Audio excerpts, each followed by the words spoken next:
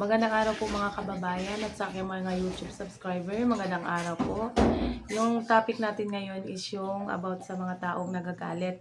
Nagagalit sa akin, nagagalit sa buong PB team, nagagalit kay Krishna. So, wala po akong magagawa kung galit na galit pa po kayo kasi karapatan nyo po yun. Alam ko po hindi nyo pa po tanggap kung ano man yung nangyayari sa ating iniidolo. Sabi pa nga po ni Sir Paul, nasasaktan po kayo. So, karapatan nyo po yun na magpalabas ng yung nararamdaman nyo, hindi natin mapipigilan yun.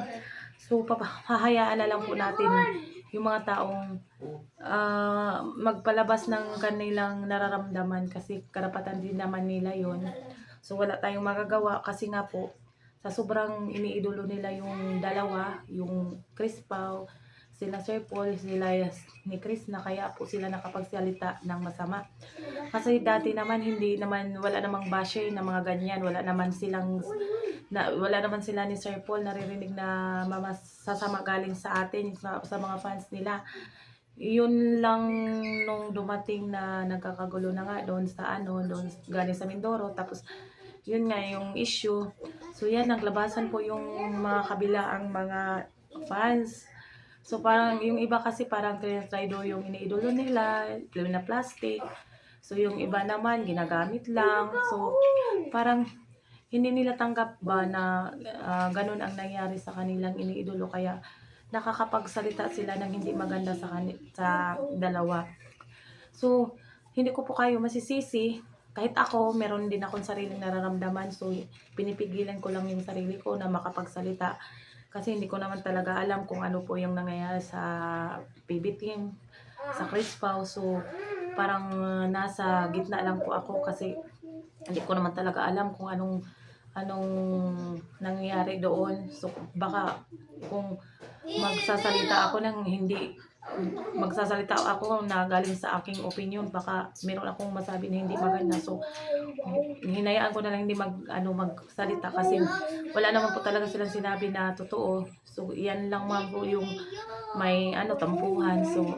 So sa nangyari kasi na umalis si Chris na sa PBT, so daming nagalit, so daming nagtampo. So sa mga fans naman ni Sir Paul, parang tinaydo si Sir Paul, so ganun. So parang yung mga fans is galit na galit talaga po kasi na ilang months din tayong pinapakilig ng Chris Pao. Tapos yung iba, mantagal na kasing iniidolo nila si Sir Paul. Ang lalo na po ako, ang tagal ko na po talagang nanonood sa Pugong Biyahero. So hindi po natin talaga mapipigilan na sila po ay magalit, makapagsalita ng hindi maganda. So sabi pa nga ni Sir Paul, hayaan lang muna natin sila kasi maglilipas din yan, maghihil din yung mga galit nila. So wag na lang nating papatulan. So hayaan na lang natin silang magsasalita para maipalabas yung tunay nila na nararamdaman. So kung gagawin naman natin yung i-go off natin yung hindi naman nila magawang mag-comment, so lalo silang magagalit. So hayaan na lang. So wag mo na lang basahin yung mga comment nila kung hindi na lang natin basahin yung mga comment kung para hindi tayo masaktan. Pero yung iba kasi, yung iba na nakakabasa ng mga comment, so parang dinedefend nila yung mga comment na masasakit. So maraming salamat po sa mga taong nagtatanggol. So maraming salamat din po sa mga taong nagagalit kasi kayo po, malaking tulong na din po kayo sa mga sa mga viewers ng Peking Korean at tapos kay Sir Paul. So pati sa akin kayo maraming salamat din sa iyo na dagdag po yun sa akin, dagdag viewers din po kayo. Kahit meron po kayong iniiwan na masasakit na salita, kung sabi niyo pa, sino ka ba madam? Hindi ka naman kasama sa PB team. So isa lang po akong fans, nagtatry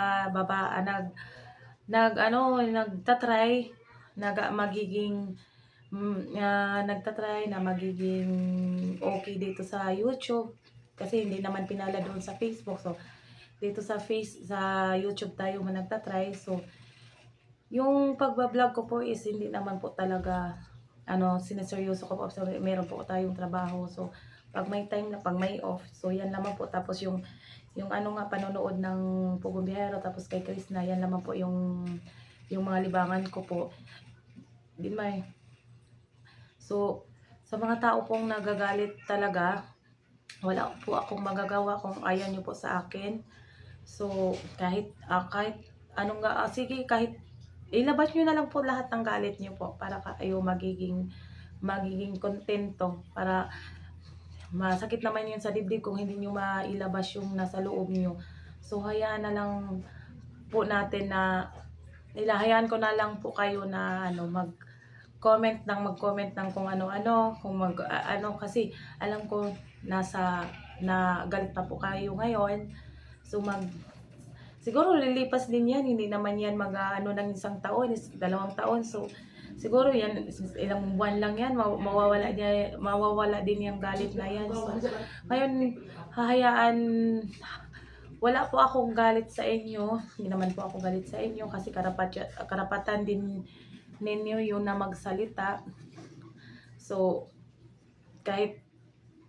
may karapatan, kahit sino may karapatan na magsalita. So, parang kung magsalita naman lang tayo, pero wag naman sobra-sobra. So, yan lamang. So, maraming salamat po sa tagapanood, yung mga taong galit, maraming salamat po sa inyo. Wala po akong masamang intensyon, sala po akong tagahanga sa dalawa. So, kung galit pa po kayo, so hayaan lang po natin. So, maghihil din yan. So, patuloy lang po tayong nagsuporta po sa dalawa. Maraming salamat po sa inyo sa pakikinig.